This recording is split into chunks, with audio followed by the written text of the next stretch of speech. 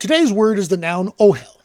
The Hebrew noun ōhel is the standard biblical word for tent, appearing 340 times. It refers to the physical dwelling utilized by nomads, shepherds, and soldiers. The etymology of ōhel suggests that the concept of home and town began with the tent. The Arabic cognate ʻōhel originally denoted people who live in the same tent, which eventually evolved to mean clan or family. Similarly, the Akkadian word alu, town, is derived from the proto-form ahlu, tent.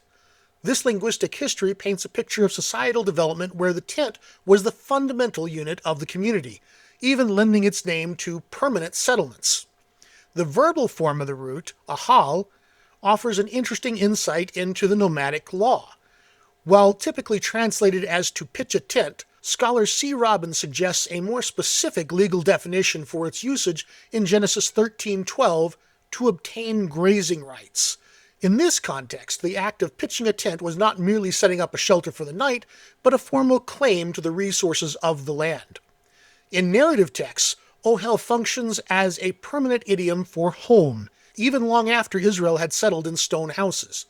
The phrase "every man to his tent" in 1 Samuel 4:10 and 2 Samuel 18:17 became a standard expression for soldiers disbanding or people returning to their private lives.